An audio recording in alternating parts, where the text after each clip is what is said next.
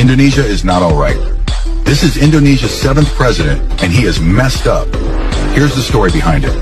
When Jokowi was elected in 2014, he was seen as the good guy because he came from a very humble background.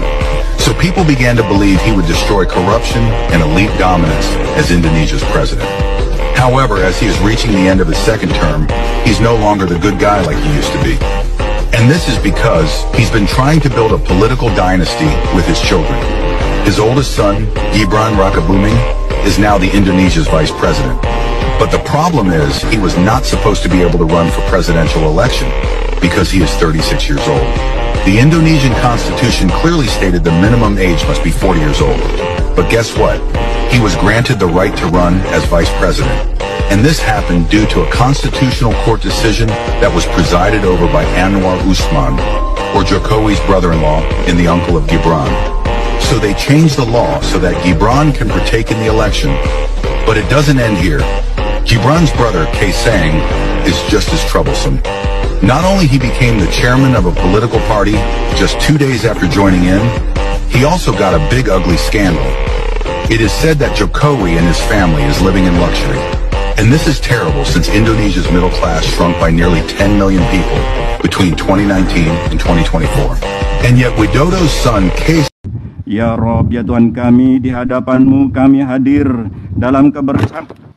Kami mohon perlindungan dari kesombongan dan jauhkanlah kami dari kesia-siaan. Jadikan panen ini sebagai awal kemajuan, pembangunan yang menyentuh kebutuhan dan keadilan. Jadi bukan saya tidak percaya. Saya ini TNI, Pak. Saya pertaruhkan nyawa di TNI. Saya lebih TNI dari banyak TNI. Kalau bukan karena saya.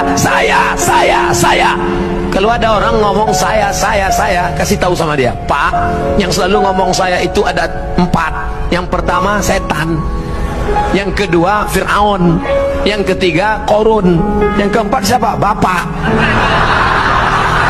Saya. Memangnya kamu siapa?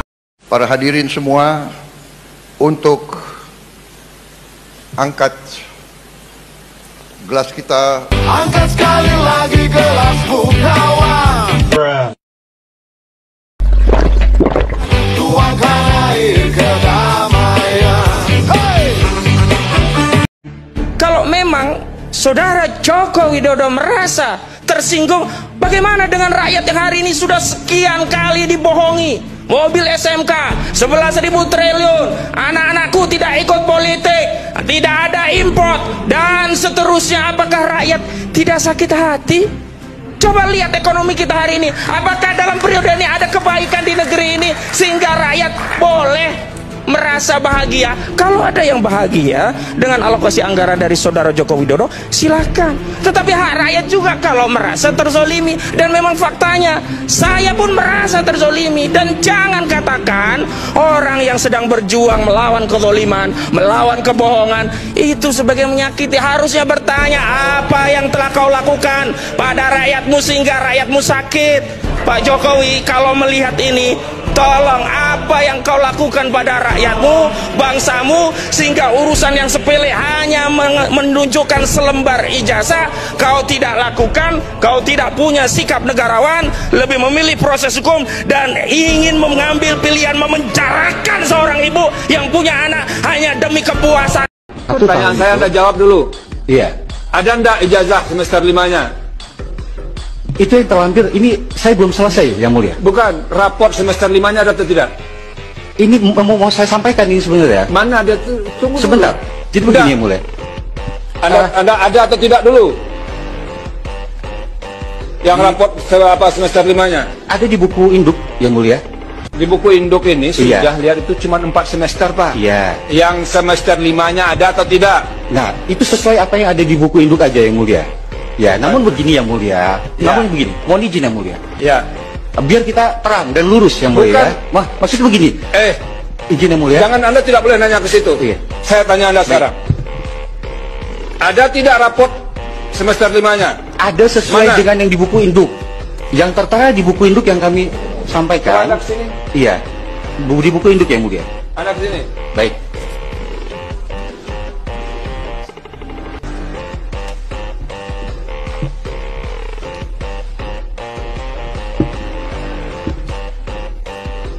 Silakan. Yang Anda lihat ya, nilainya itu cuman ada sampai semester 4. Benar ya? Ya, mana yang semester 5-nya? Maksud saya karena beliau sakit dan mulia, dioperasi dan buktinya ada yang mulia, namun kita kan untuk menangkan Tadi kan saya tanya ada atau tidak raport semester 5-nya, kan itu pertanyaan saya kan? Betul. Ada atau tidak?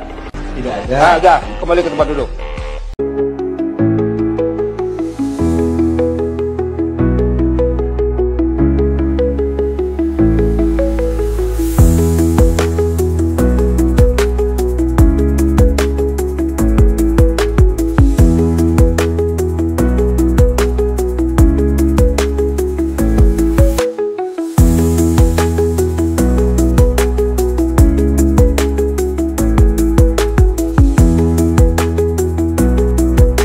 Yang paling banyak merugikan keuangan negara itu Pak Jokowi.